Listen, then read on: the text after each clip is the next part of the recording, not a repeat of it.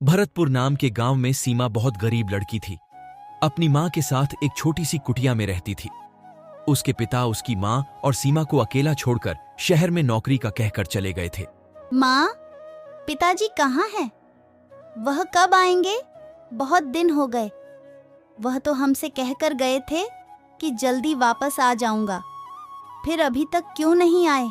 बेटा, मुझे भी यही चिंता रहती है, लेकिन बेटा हमारे पास उनका कुछ पता नहीं है कि वह कहाँ गए हैं। पर माँ, हम कब तक पिताजी का इंतजार करते रहेंगे? क्यों ना हम शहर चले? हाँ बेटा, तुम सही कह रही हो।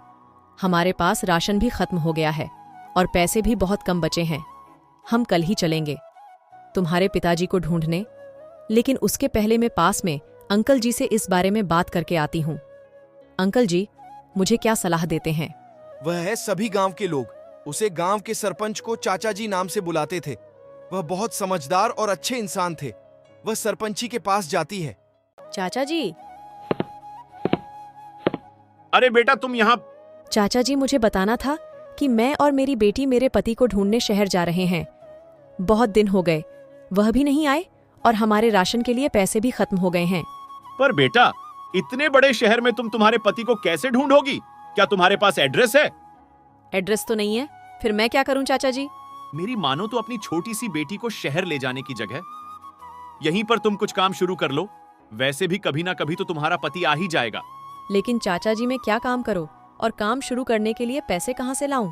अरे बेटा, पास के ही नदी में बहुत सारी किसान खेती बड़ी करने आते हैं, तो तुम क्यों ना वहीं पर कोई खाने पीने के सामान वाला ठेला लगा लो, जिससे तुम्हारे घर पर कुछ पैसे आ जाएंगे।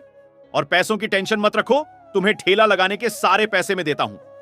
जब तुम्हारे पास पैसे आ जाए तो मुझे लौटा देना। धन्यवाद चाचा जी, आप सही कह रहे हो। अभी मेरे पास इतने पैसे नहीं हैं कि हम शहर जाकर रह पाए। मुझे समोसा बहुत अच्छे से बनाना आते हैं। जरूर, बाकी लोगों को भी पसंद आएंगे।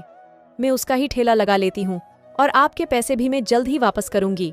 सीमा की मां घर जाकर उसे सारी बात बता दी है और यहीं रहने के लिए समझा दी है। ठीक है माँ, हम यहीं रहकर ठेला लगाएंगे। उसने ने भी आपकी मदद करूंगी। ठीक है बेटा, मैं बाजार से समोसा बनाने के सामान लेकर आता हूँ। सीमा की मां सरपंच के लिए हुए पैसों से बाजार से समोसा के लिए सामान्य आती है। घर आकर दोनों कल के ठेले के लिए तैयारियां शुरू कर देते हैं। अगले दिन सुबह ही सीमा और उसकी मां ठेला लगा लेती हैं। पहले ही दिन से ठेले पर ग्राहकी शुरू हो जाती है। बेटा, आज पहला दिन था हमारा, फिर भी हमारे ठेले पर बहुत अच्छी बिक्री हुई। हम ऐसे ही मेहनत करेंगे तो सब ठीक हो जाएगा। तुम्हारे पापा आएंगे तो वह भी बहुत खुश होंगे। ऐसे ही रोज सीमा और की मां ठेला लगाने लगे और उनकी ग्राहकी भी बढ़ते गई। सरपंच जी की मदद से हमें हमारा ठेला लगाना शुरू करा था। अब हमारी इतनी कमाई हो गई है, तुम्हें उनके पैसे भी वापस दे आती हो। उधर शहर से सीमा के पिताजी भी वापस गांव रहे होते हैं। पता नहीं मेरे शहर जाने के बाद सीमा और उसकी मां कैसे रह रहे होंगे। मुझे इतने दिन हो गए शहर गए हुए, लेकिन अभी तक कोई अच्छी नौकरी नहीं मिली। मेरे पास भी पैसे नहीं हैं। मैं घर जाकर उन दोनों से क्या कहूंगा और खाने पीने का खर्च भी कहां से लाकर दूंगा। अरे भाई बबलू, तुम कब आए शहर से? तुम तो नौकरी करने गए थे शहर। अरे भाई, वहीं से आ रहा हो गया तो नौकरी के लिए था, लेकिन मुझे वहां नौकरी नहीं मिली। पता नहीं मेरी बेटी और उसकी मां कैसे रह रही होंगी। अरे भाई, उनकी चिंता तुम बिल्कुल भी मत करो, क्योंकि वह अपने घर में समोसे बनाकर अपना ठेला लगाकर बहुत अच्छे से बेचती है और बहुत अच्छा पैसा कमा रही है और तुम्हें हमेशा याद करती है। क्या तुम सच कह रहे हो? अभी मैं उनसे जाकर मिलता हूं और उनकी चिंता दूर करता हूं। सीमा बेटा, जरा इधर देखो कौन आया है। अरे माँ, पिताजी आ गए। इतने दिन से आप कहाँ थे? हमें आपकी बहुत चिंता हो रही थी। मन में न जाने कैसे कैसे ख्याल आ रहे थे।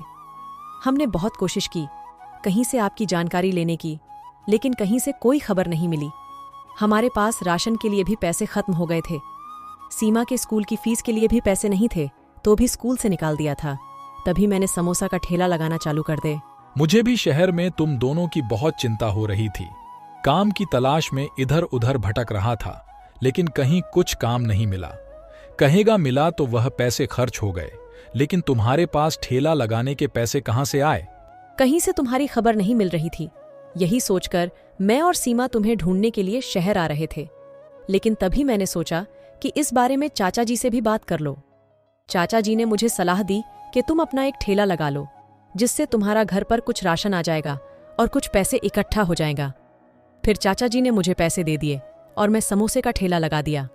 फिर तो मुझे अभी भी चाचा जी के पास जाकर उनका धन्यवाद करना चाहिए।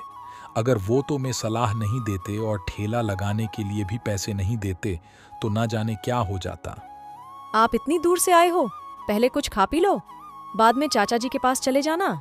चाचा जी, आपका बहुत बहुत धन्यवाद। मेरे शहर जाने के बाद आपने मेरे परिवार का ख्याल रखा, इसीलिए आपका बहुत बहुत धन्यवाद।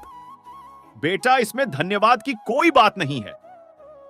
धन्यवाद तो तुम्हें तुम्हारी पत्नी को करना चाहिए, जिसे बिना सोचे समझे अपनी बेटी के लिए यह सब किया। अब बेटा तुम भी आ गए हो तो तुम दोनों मिलकर कम करो। अब सीमा को वह स्कूल भेज देते हैं और दोनों मिलकर अपने ठेले पर बहुत अच्छी तरक्की करते हैं। अब वह दोनों बहुत पैसा कमाने लगते हैं।